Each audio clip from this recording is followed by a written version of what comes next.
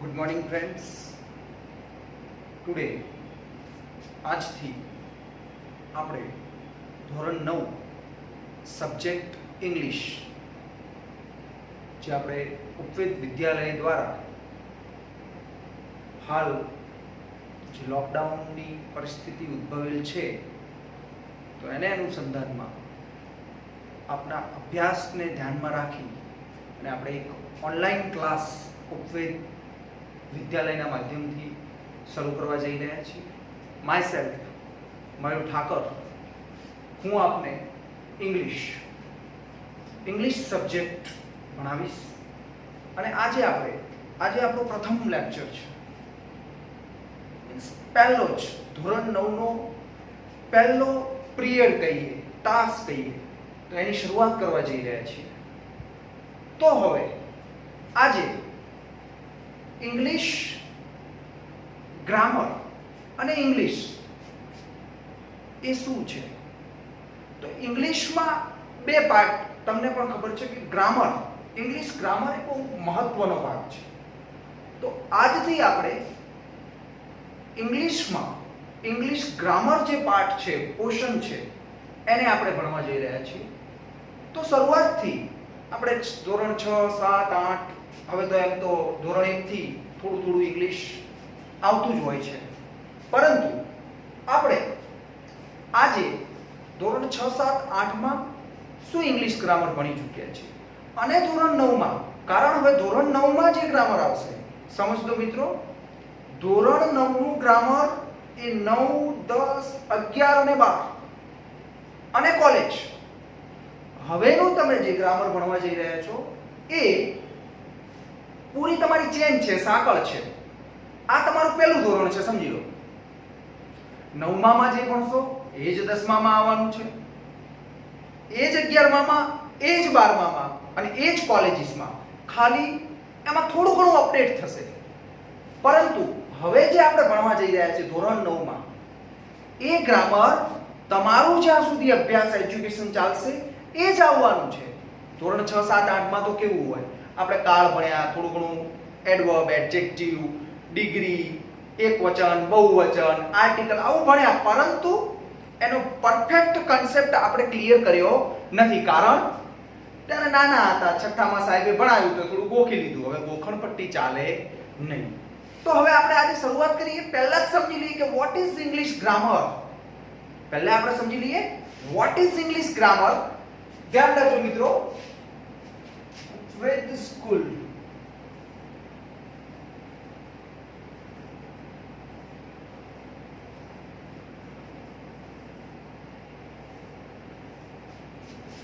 એમાં પહેલું જ આપણે જોઈ લઈએ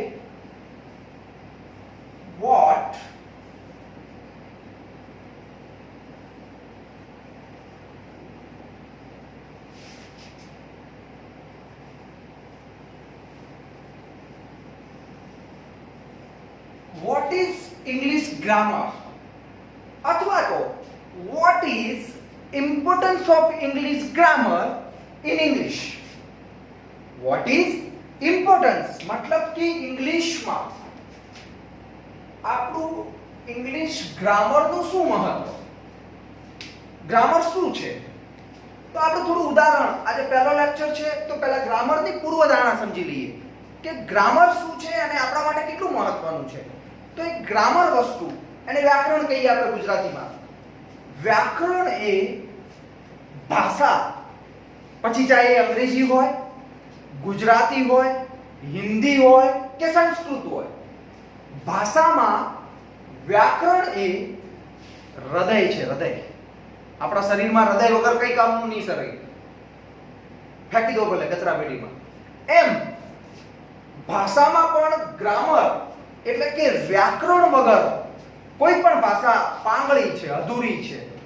એટલે આને ગ્રામરને આપણે હૃદય તરીકે માનીશું કે ભાષાનું હૃદય એ ઇંગ્લિશ ગ્રામર છે. થોડું ઉદાહરણ દ્વારા સમજીએ આપણે.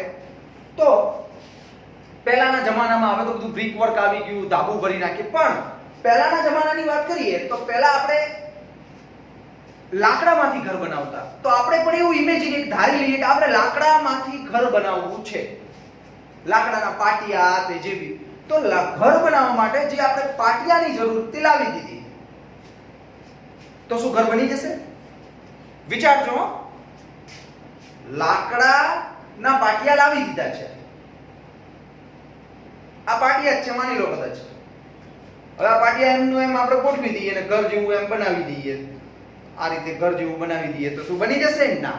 કેમ નહીં બને? તો એને એક સ્થિર રાખવા માટે, અડગ કરવા માટે ખીલ્લીની જરૂર પડશે, જોઈન્ટ, ગુંદર, ગ્લુની જરૂર પડશે, ફેવિકોલ જેને કહીએ આપણે, કે સ્ક્રૂની પણ જરૂર પડશે એને ફિટિંગ કરવા માટે. એના વગર પાટિયા કોઈ કામના નથી, એમના એમ પડ્યા રહે બધે પસ્તી.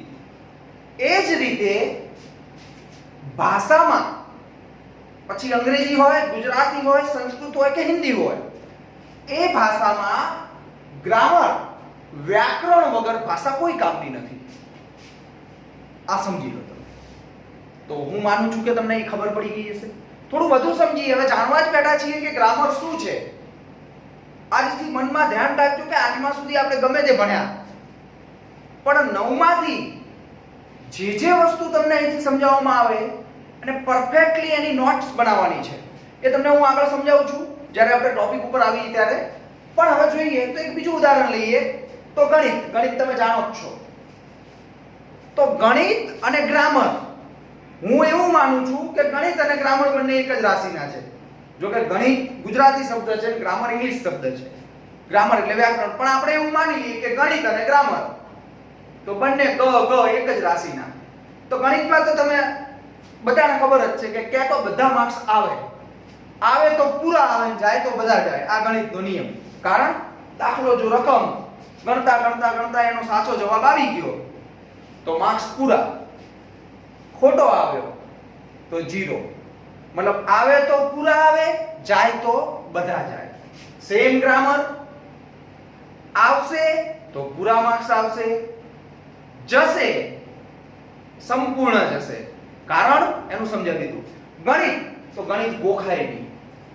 આવું બધા સાહેબો ગણિતના વિષયના શિક્ષક, ટીચર્સ કહેતા હોય આપણને કે ભાઈ ગણિતના દાખલા ગોખાય નહીં. સાચી વાત છે. દાખલા તો તમે કેટલા ગોખો? સમાજ વિદ્યા હોય તો ઇતિહાસ વાંચી લઈએ. એ જ રીતે ગ્રામર કોઈ દિવસ ગોખાતું નથી. આ એક મેથ્સ જેવો ટેકનિકલ સબ્જેક્ટ છે કે જેને તમારે સંપૂર્ણ સમજવાનો છે. અને આપણે આને સંપૂર્ણ સમજીશું. કોઈ પણ પ્રશ્ન કે કોઈ પણ વસ્તુ હોય એને મનમાં રાખવો નહીં કે વાંચી લઈશ, કરી લઈશ, એવા શબ્દ ગ્રામરમાં ના આવવા જોઈએ. તો આ હતું આપણું ઇંગ્લિશ ગ્રામર. એક હૃદય તરીકે કામ કરે છે. ભાષામાં હૃદય તરીકે ગ્રામર કામ કરે છે. કોઈ પણ ભાષા હોય, આપણે વાત કરીએ મુજબ. તો હવે આપણે થોડા 9માના ટોપિક ઉપર જઈએ, પણ એના પહેલા હું તમને થોડું સમજાવી દઉં. તો હવે આપણે કઈ સિસ્ટમથી જવાનું છે? તો અહીંયા ઓનલાઈન ક્લાસ દ્વારા તમને જે પણ ભણાવવામાં આવે છે, જે પણ લખવા માટે કહેવામાં આવે છે, બોર્ડ પર તમને ક્લિયરલી તમે જોઈ શકો છો. એ બધું તમારે વિડિયોને પોઝ કરી દેવાનું, એટલે કે એને અટકાવી દેવાનું, રોકી દેવાનું ને બધું લખી દેવાનું અથવા સ્ક્રીનશોટ કરી દેવાનો એનો. એટલે તમે આ રીતે સ્ક્રીનશોટ કરશો એટલે આ કોપી થઈ જશે. પછી પાછું જે બીજું લખવાનું એને સ્ક્રીનશોટ અને પછી એને લખવાનું છે. પણ લખવા માટે તમારી જે બુક્સ છે, તમારી બુક મતલબ કે હું તમને બતાવી દઉં, જોઈ લો તમે બુક. આ બુક એક તમારા ડેમો માટે, મતલબ તમને સમજાવવા માટે બનાવવામાં આવી છે કે જોઈ લો મેં કેવી રીતે લખેલું છે. આ જ મેથડથી આવા અક્ષર એકદમ પરફેક્ટ, વિધાઉટ એની ચકચક, મરોડદાર અક્ષર, જે પણ તમને હોમવર્ક આપવામાં આવે એ હોમવર્ક પણ એકદમ પરફેક્ટલી તમે જોઈ શકો છો. તો આ રીતે તમારે એ કરવાનું રહેશે.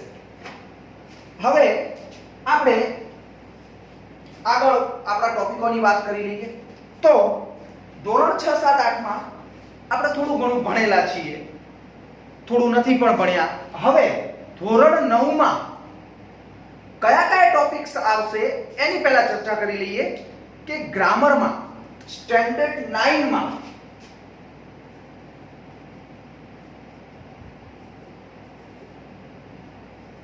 સ્ટેન્ડર્ડ 9 ધોરણ 9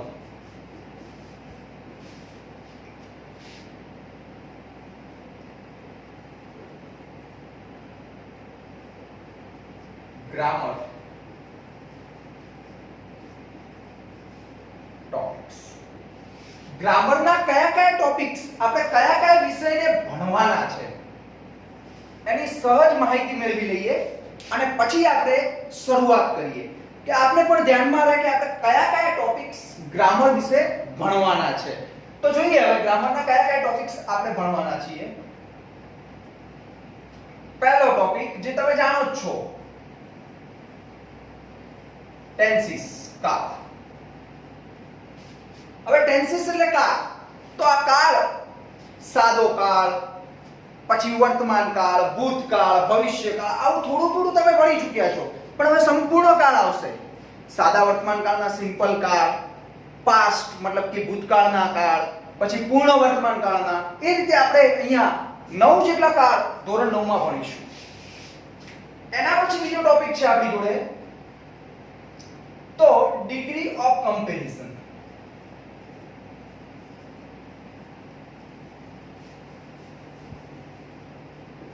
તુલનાઓ.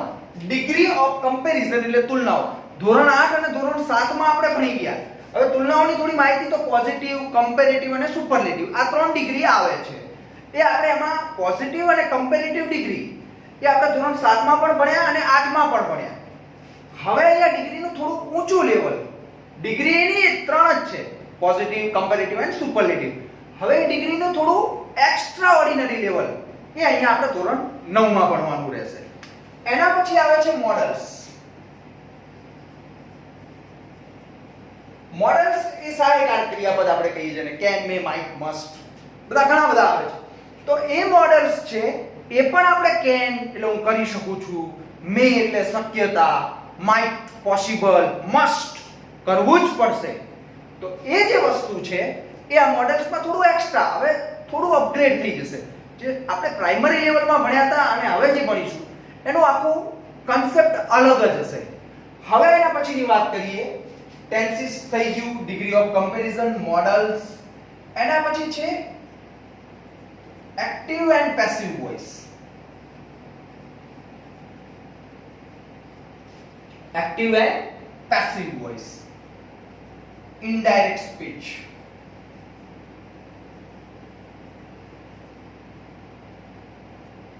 ફંક્શન,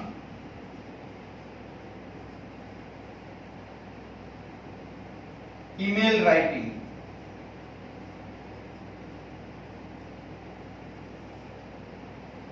dialogue,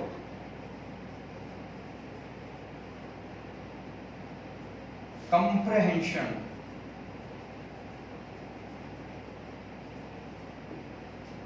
તો આવા ટોપિક્સ ટેન્સીસ છે, degree of comparison, models, active and passive voice, indirect speech, functions, email writing, dialogue, comprehension, articles, આ બધા જ ટોપિકો આપણે ધોરણ 9 માં ભણવાના છે. તમે સમજી શકો છો આ ગ્રામરના ટોપિક્સ છે. એમાં આજુ પિક્ચર ડિસ્ક્રિપ્શન્સ, અમુક જે સંક્ષિપ્ત છે, રિપોર્ટ લેટર છે એ બાકી છે, પણ આ ટેકનિકલી ભણવાના છે. જેમ કે ટેન્સીસ, કાળ, જેમ તમે કાળને તો ઓળખો જ છો, ડિગ્રી એ પણ તમે 6, 7, 8 માં ભણી ચૂક્યા છો. મોડલ્સ થોડુંક એનો એક ટચુકડો ભાગ મોડલ્સ પણ 8મા માં આવતો હતો. એક્ટિવ અને પેસિવ વોઇસ જે છે, એક્ટિવ એન્ડ પેસિવ વોઇસ આપણા માટે બિલકુલ નવો ટોપિક. ઇનડાયરેક્ટ સ્પીચ બિલકુલ નવો ટોપિક, ફંક્શન્સ નવો ટોપિક, ઈમેલ રાઇટિંગ નવો ટોપિક, ડાયલોગ આવતા હતા, ભણ્યા પણ છીએ, પણ ઓપ્શન વાળા આવતા હતા. ઉપર આપણને વિકલ્પો આપેલા હતા, અહીંયા એવું કશું હશે નહીં. કમ્પ્રેહેન્શન આપણે ભણી ગયા છીએ, પણ તો પણ આપણા માટે નવો ટોપિક. આર્ટિકલ્સ આપણે ભણી ચૂક્યા છે. પછી પિક્ચર ડિસ્ક્રિપ્શન આવે છે, એ પણ આપણે 8મા મતલબ 8મા ધોરણમાં પણ આપણે 9માનું ભણી ચૂક્યા છે. આનું આજ બધા ટોપિક બધા 10મા ધોરણમાં બેઠા આવશે. આના જ ટોપિક 11મા માં આવશે, આના જ ટોપિક 12મા માં આવશે. હવે આ ટોપિક્સ જે છે આપણે આજથી શરૂઆત કરવાની છે. વોટ ઇઝ ઇંગ્લિશ ગ્રામર મેં તમને સમજાવ્યું કે લખવાની જરૂર છે નહીં. સ્ટેન્ડર્ડ 9 ધોરણ 9 ગ્રામર ટોપિક્સ, આ આપણા ટોપિક્સ ધોરણ 9 માટે આપણે ભણવાના છે. તો તમે એને એકવાર લખી નાખો. પહેલા વિડિયો પોઝ કરી અને આ લખવાનું છે. આજે શરૂઆત આપણે શ્રી ગણેશાય કરી. અહીંયા મસ્ત રીતે આપણી સ્કૂલનું નામ લખવાનું છે અને એમાં શ્રી લખી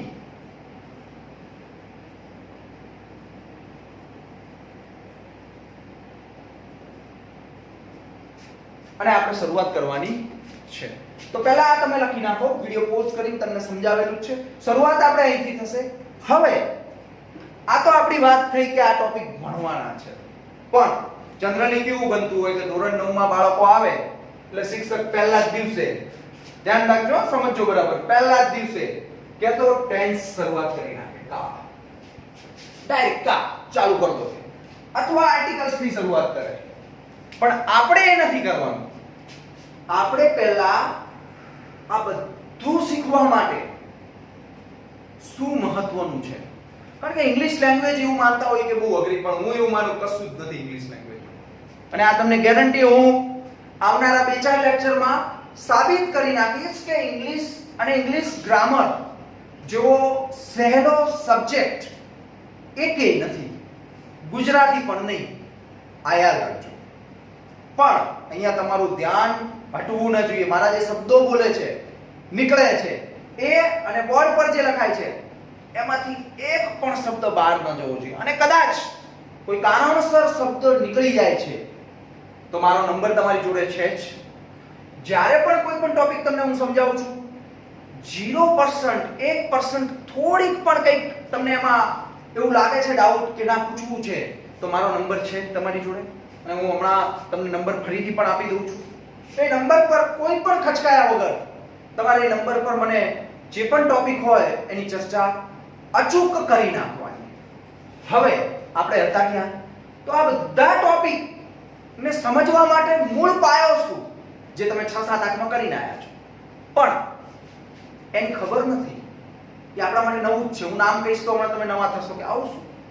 તો હવે આ બધું એક વાક્ય, અંગ્રેજી ગ્રામરમાં વાક્ય આવે છે કે I am a boy, Rahul sing a song, Rahul play cricket daily, આ બધા વાક્ય આવ્યા. હવે એના બધાના પર્ટિક્યુલર ભાગ પડે છે, શબ્દ ભાગ પડે છે. તો એ શબ્દ જે ભાગ પડે છે એની ઓળખ કે ભાઈ પહેલો શબ્દ છે, બીજો શબ્દ, ત્રીજો, ચોથો, પાંચમો, વાક્યમાં 10 શબ્દ આપેલા હોય, કારણ કે શબ્દ ભેગા થઈને જ વાક્ય બને છે. તો હવે જે વાક્ય બન્યું છે એના જે અલગ અલગ પર્ટિક્યુલર શબ્દ આપ્યા છે, તો એ શબ્દનું નામ શું? અને નામ કોઈ કર્તા, ક્રિયાપદ, કર્મ, અન્ય શબ્દ એટસેટ્રા એટસેટ્રા, આ જે વસ્તુ છે એ વસ્તુ આવડે ને તો આ બધા કાળ, ડિગ્રી, આ બધા indirect speech, active passive voice, function છે, ઈમેલ રાઇટિંગ, કમ્પ્રેહેન્શન, આર્ટિકલ, મતલબ દરેક વસ્તુ લખવા માટે તમારે ઉપયોગી નીવડે. અને એ વસ્તુ કઈ છે? કદાચ તમે વિચારી શકો છો કે સાહેબ આ બધું તો છે, પણ એ કયું વસ્તુ તમે કહો છો જે અમારા ધ્યાનમાં તો આવ્યું જ નથી? આજે આવી જાય. જો એને કહેવાય છે, વ્યવસ્થિત સમજો, જ્યાં પણ કોઈ ડાઉટ હોય મને તરત જ કહી દેજો. તો હવે આ તો વસ્તુ આપણો ટોપિક્સ છે કે જે આપણે ભણવાના છે ધોરણ 9 દરમિયાન. તો હવે શું? તો જેની આપણે શરૂઆત કરવા જઈ રહ્યા છીએ, જે વસ્તુની, એને હું કહીશ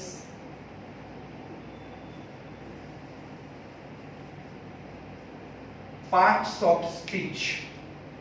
શું કહીશ?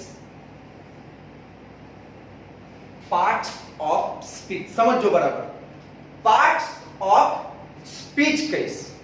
હવે કે સાહેબ આ શું છે પાર્ટ્સ ઓફ સ્પીચ? તો જેમ મેં તમને કીધું કે ભાષાનું હૃદય તો ગ્રામર, હવે ગ્રામરનું હૃદય તો પાર્ટ્સ ઓફ સ્પીચ. પણ અહીંયા તમને એમાંથી અમુક ટોપિકો સમજાવે પણ છે, એવું નથી.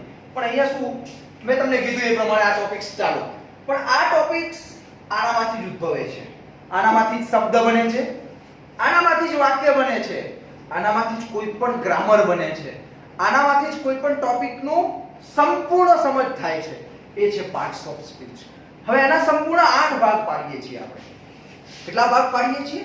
8 ભાગ. સમજો. પાર્ટ્સ ઓફ સ્પીચ, પહેલો ભાગ નાઉન. તમને આવડે જ છે, એવું નથી કે નથી ખબર તમને, તમે ભણેલા પણ છો, પણ કોઈએ તમને આ વસ્તુ કદાચ ન પણ કીધેલી હોય ને કીધેલી પણ હશે. નાઉન, એને આપણે નામ કહીશું. નામ લખતા જ તમને ખબર પડી ગઈ. એની ચર્ચા આપણે વિસ્તૃત કરીએ છીએ. જોઈ લઈએ પહેલા એના ટોપિક્સ. નાઉન પછી આવશે પ્રોનાઉન.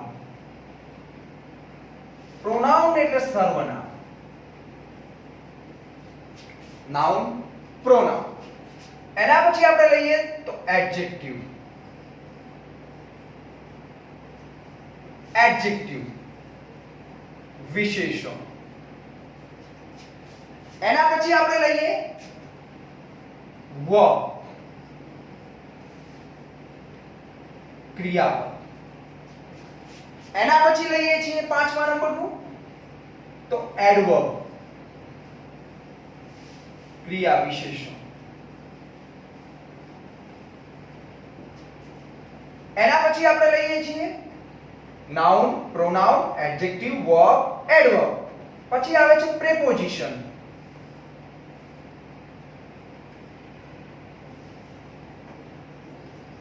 નામ યોગી. 7મા નંબરમાં આવે છે કંજક્શન.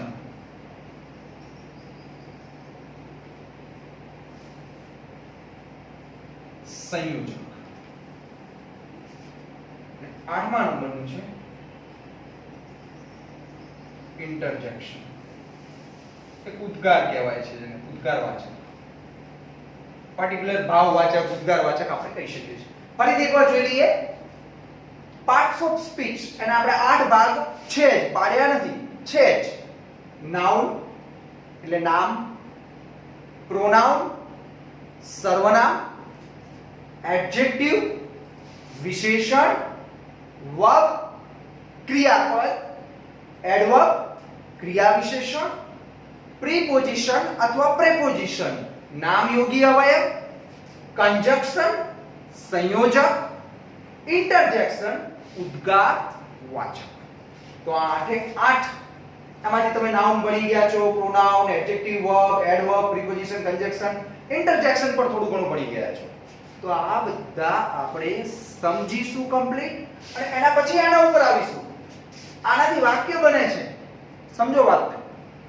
આમાં વાક્ય આ બધું ભેગું થાય ને તો જ વાક્ય બને.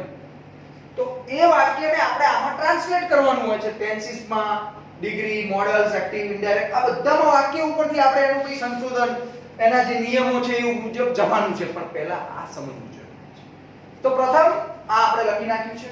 હવે આ લખી નાખો ને દરેકને એક મારી વિનંતી છે કે પાર્ટ્સ ઓફ સ્પીચ તો મોઢે જોવું જોઈએ. Noun, pronoun, adjective, adverb, verb, conjunction, preposition, interjection. 8 નામ ગુજરાતી સાથે એકદમ સિમ્પલ છે. એવું કઠિન પણ નથી. હવે આપણે આને વન બાય વન ભણીશું. પણ એના પહેલા એકવાર નોટમાં લખી નાખો. નોટમાં લખવા માટે વિડિયો જોતા જોતા નહીં લખવાનું. વિડિયો પહેલા સંપૂર્ણ જોઈ નાખો અને પછી પોઝ કરી અને લખવાનું રહેશે. અથવા પછી જોવો છો મેં અહીંયા તમને લખવાનું કીધું છે તો વિડિયો પોઝ કરો, પહેલા આ લખી નાખો અથવા સ્ક્રીનશોટ કરી લખી નાખો. આ લખવાનું કીધું, તૈયાર કરવાનું છે. કમ્પલસરી આ મોઢે હોવું જોઈએ. પાર્ટ્સ ઓફ સ્પીચ 8 પ્રકાર દરેકને મોઢે હોવા જોઈએ. તો હાલ હવે લખી નાખો.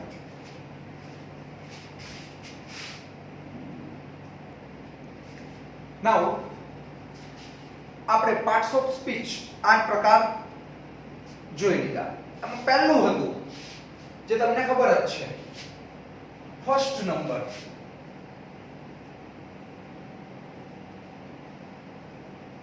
નાઉન. એને આપણે શું કહીએ? નાઉન. એક વન બાય વન એકદમ ધીરે, બહુ જ નાનો સિલેબસ છે પણ ગ્રામરનો પાયો છે, સમજજો. એટલે એને પરફેક્ટ સમજવાનું છે આપણે. તો હવે નાઉન. નાઉન એટલે શું? તો નામ. હવે નામ એટલે કોઈ પણ નામ હોય. તો આપણે એની વ્યાખ્યાની રૂપી સમજવાનો પ્રયત્ન કરીએ કે કોઈ પણ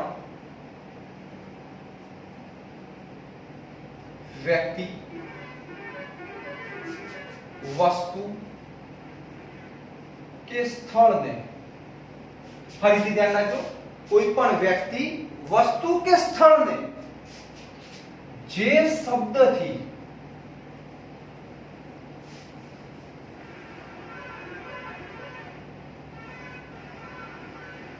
સંબોધન કરીએ, કોઈ કોઈ પણ વ્યક્તિ, વસ્તુ કે સ્થળ જે શબ્દથી સંબોધન કરીએ તેને નામ કહેવાય.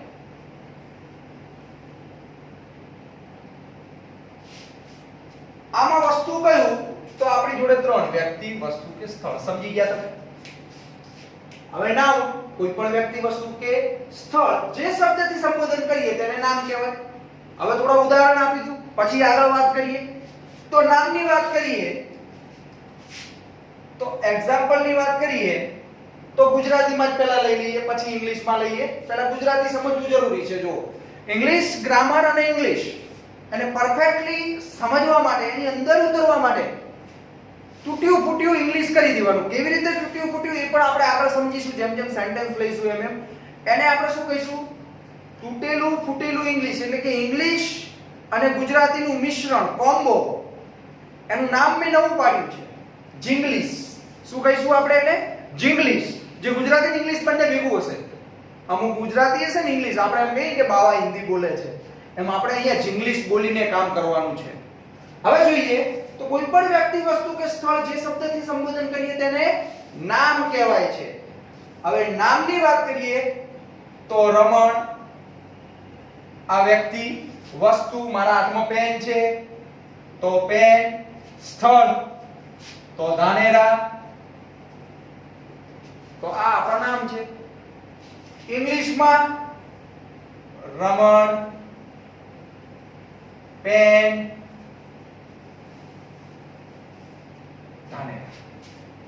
દરેક કોઈ પણ બેટ, બોલ, hospital, doctor, teacher, policeman, fan, room, house, car, bike, totally વસ્તુ નામ છે.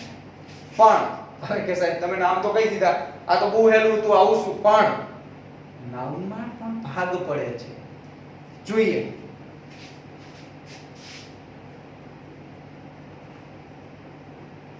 નાઉનના પ્રકાર સમજો. નાઉનના પ્રકાર આપણે હવે આગળની વાતને હમણાં મગજમાં નહીં લાવવાની. હમણાં આપણા મગજમાં એક જ હોવું જોઈએ, નાઉન, નામ. હવે એને સંજ્ઞા તરીકે પણ આપણે ઓળખી શકીએ. આપણે નામ સિમ્પલી ખબર પડે એટલે સંજ્ઞા પણ કહી શકીએ. નાઉનના પ્રકાર તો 5 પ્રકાર. આ બે બધું લખ્યું છે ને એને અલગ અલગ ડિવાઈડ કરી દઈશું હવે કે કોને કયામ નાખવું. કારણ કે આપણે અનાજ લાવીએ તો અનાજ તો કેટલા બધા પ્રકારના, કઠોળ કેટલા બધા પ્રકારના, સમજી શકો છો તમે. અનાજ કેટલા બધા પ્રકારના, શું બધાને ભેગું જ રાખશું? કઠોળ, મગ ને અડદ ને ચણા ને આ તેલ બધું ભેગું કરશું? ના, એને બધાને સેપરેટ કરવું પડે. એમાં નામ તો છે જ, બધા નામ જ કહેવાય, પણ નાઉનના પ્રકારો એને અલગ અલગ આપણે એના ગુણ આધારિત, એના લક્ષણો આધારિત, એના કાર્ય આધારિત આપણે એને અલગ તારવીશું. તો કઈ રીતે તારવીએ? Let S C. નાઉનના પ્રકારો. તો નાઉનને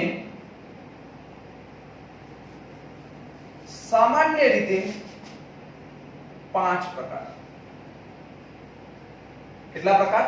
5. જોઈએ. પહેલો પ્રકાર કોમન નાઉન. એને ગુજરાતીમાં આપણે કહીશું જાતિવાચક. Common noun, જાતિવાચક. બીજો પ્રકાર પ્રોપર નાઉન, વિશિષ્ટ. વિશિષ્ટ અથવા વ્યક્તિવાચક. ત્રીજો પ્રકાર collective noun,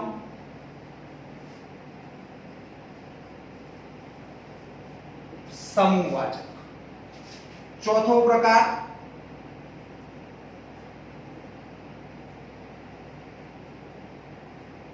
material noun. Material નામ એટલે પદાર્થ. અને fifth number abstract noun. Abstract noun એટલે ભાવવાચક.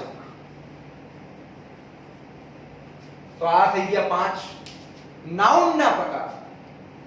નાઉનના પ્રકારો. પહેલું કોમન નાઉન જાતિવાચક, પ્રોપર નાઉન વિશિષ્ટ અથવા વ્યક્તિવાચક, કલેક્ટિવ નાઉન સમૂહવાચક, મેટેરિયલ નાઉન પદાર્થવાચક અને એબ્સ્ટ્રેક્ટ નાઉન ભાવવાચક.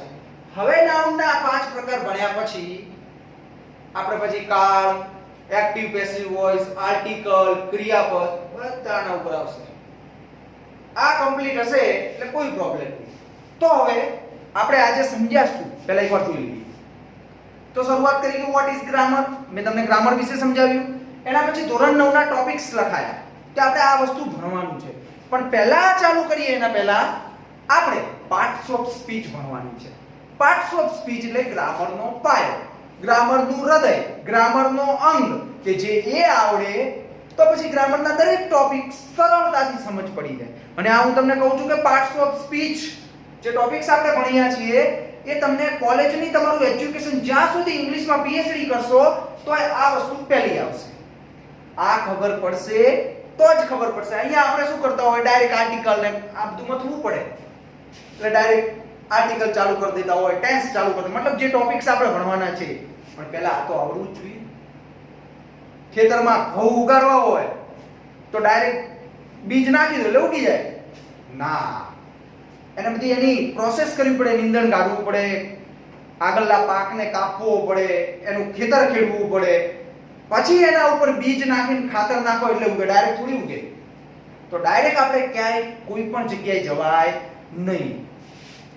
100 નંબરની સીડીએ ચડવું હોય તો પહેલા નંબરની સીડીથી જ શરૂઆત કરવી પડે. ડાયરેક્ટ 100 નંબરે તો કઈ રીતે પહોંચાય? એ તો જાદુગર જ પહોંચી શકે. તો આપણે આજે આટલા સુધી રાખીએ છીએ.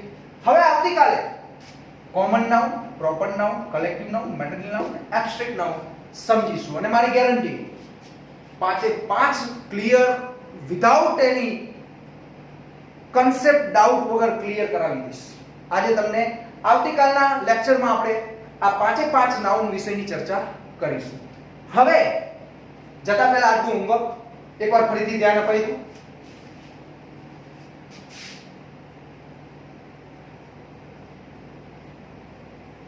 હોમવર્ક તો પહેલું પાર્ટ્સ ઓફ સ્પીચ, એના કુલ 8 પ્રકાર એ આપણે લખી અને તૈયાર કરવાના છે. પછી એમાં આ નાઉન અને નાઉનના પ્રકારો પાછા એ લખી તૈયાર કરો. હું તમે આટલું લખી તો દીધું જ છે આટલા સુધી ચોપડામાં, ફેરમાં એકદમ હું કેવું લખું છું એવું તમારે લખવાનું છે. આને હવે કમ્પ્લીટ મગજમાં રાખવાનું છે. કદાચ પાર્ટ્સ ઓફ સ્પીચના પ્રકાર આડાઅવળા થાય તો પણ ચાલે. આ પ્રકાર પાંચે એવું નથી કે પહેલું કોમન નાઉન જ આવવું જોઈએ, એબ્સ્ટ્રેક્ટ બોલો તોય ચાલે, પણ તમને મગજમાં હોવા જોઈએ કે સાહેબ નાઉનના 5 પ્રકાર છે. પછી તમે મેટેરિયલ પહેલું બોલો, એબ્સ્ટ્રેક્ટ પહેલું બોલો કે પછી કોમન બોલો, એ તમારા ઉપર ડિપેન્ડ છે. અને કોઈ પણ ડાઉટ કે પ્રશ્ન હોય તો 9687585600 આ નંબર પર આપ કોલ કરી પૂછી શકો છો. Thank you.